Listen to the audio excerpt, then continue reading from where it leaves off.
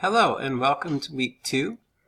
I'm hoping that you all have managed to get into the course. Everyone did the syllabus quiz, which is good. Almost everyone did all of the discussions, and some of you got started on my math lab. So let's take a look at what's going on in week 2. This week you have another discussion post. We'll look at that one together, called Looking Back and Looking Forward. Or maybe it's Looking Forward and Looking Back. I'm not sure. It's one of those. You're going to continue to work on the stats homework in my math lab, but now you actually have a due date coming up, September 2nd. Homework is due 14.1 and 14.2. Another thing, this was brought up in the forum, but some of those assignments tell you to fill in some notes and things. You definitely do not have to do that. Also, my dog's going a little crazy right now. And then there's more project work for week 2, and we're going to talk about posting a link in something called the project repository. So let's take a look at what's going on here. So again, that stuff's kind of typed here as well. If we go to week 2, there's a place to put homework and notes questions again. And let's look at our discussion question, looking back and looking forward. This one's worth 10 points. It's due September 2nd. And this is in your project groups. Basically, if I use the project groups for something, you're in a group by yourself. So I thought some of this might be of kind of a personal nature that you don't want to share with everyone. So that's why I put you... Sorry, we're going to pause. Yes, we have puppy craziness here today. So anyway, if there's something I don't think everybody needs to see, I'll use the project groups. So a question about how's your onboarding process with the class? Basically, were you able to get in and get everything started? Do you kind of get how everything works? Are there any questions you have? Do you have a plan for what you're going to do going forward in the course? Like, do you know when you're going to work on it? That kind of thing. What's your study work environment like? Do you have a place that you can go to reliably get work done? And then what are you most concerned about going forward? So just take a few minutes and answer those questions. Let me get myself back to the week 2 module.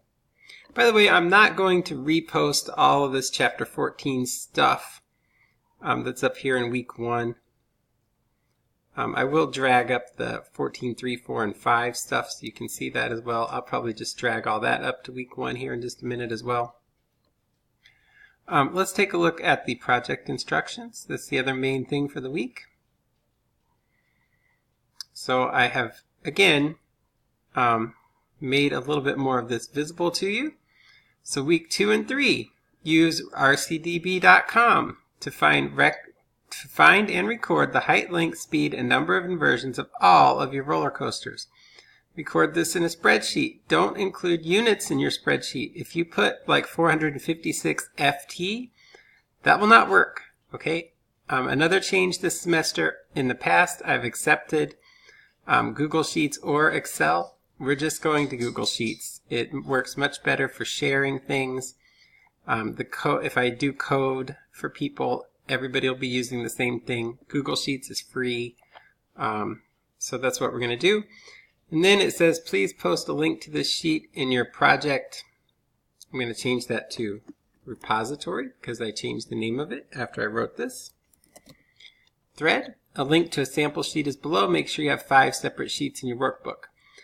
So that, this is week 2 and 3. So maybe week 2, all you get done is finding all that data. And then you're going to work on finding mean, median, mode, range, standard deviation, and 5-number summary for each park separately. And then for all the roller coasters combined. So you're doing those calculations 5 times. That happens really fast in a spreadsheet, by the way.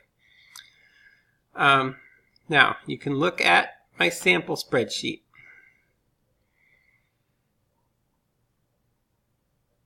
Okay, what you need to have are 5 pages. 1 for each park. You can name those with the park names. And then 1 for all the parks combined. And they're all going to have all the same stuff on them. If this was Cedar Point, you'd have 17 roller coasters here and all the heights, lengths, speeds, and versions over there. But then the Cedar Point coasters would also be on the all parks, but then you'd have all the other roller coasters pasted down below, right? So you might have 40 on this page. You might have to move some of this down. Then my little note here to you, use formulas, not your calculator. It's easier, I promise. Just Google, how do I find mode in Excel? Or how do I find mode in Google Sheets? Well, now you're just going to do that in Google Sheets. And you'll find it. It's not that hard. It's easy to copy formulas from one column to the next and fill the whole thing out very quickly. Just let me show you a little bit.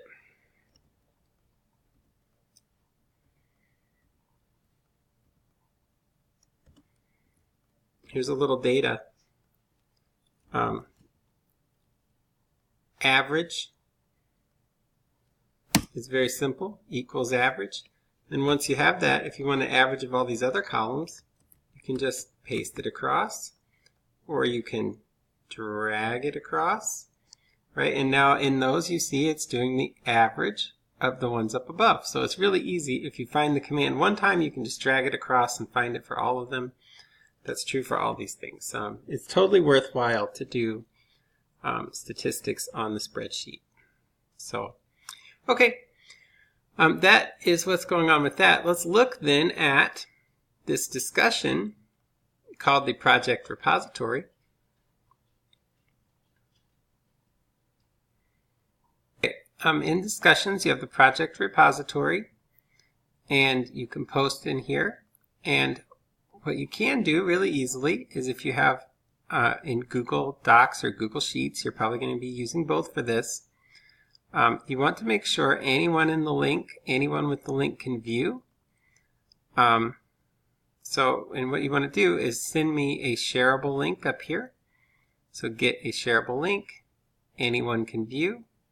That's the best way to share these. So there are other ways to share where you can share with specific people, but the best thing is just get a shareable link, anyone can view, and then you can come over here and just post that in there with a little note, this is my spreadsheet. And then as you update the sheet, that link will be updated automatically and I can see everything. Now later on you might need to attach some files when we get to the graph theory part. You can do that with the attach button down here and choose a file. You could put a picture in there, something like that, and you could upload that as well. So we're going to keep all our different files for the project in here, just so if I need to look at something, it's all in one place here in the project repository. So that's again a little bit of a change this semester on how I'm handling these things. Okay, let me see. I think we may have let me get out of this. Well, I'll just stay in the student view. So for week 2, that's pretty much what you have. You need to work on 14.1 and 14.2 and probably more MyMathLab assignments. And then you need to do the project work and post in the repository. And you need to do week 2's discussion, looking back and looking forward. Okay, that's it for the week. If you have any questions, email me. You can post in the forum. I don't check that as often, but that's where we're at. Thanks.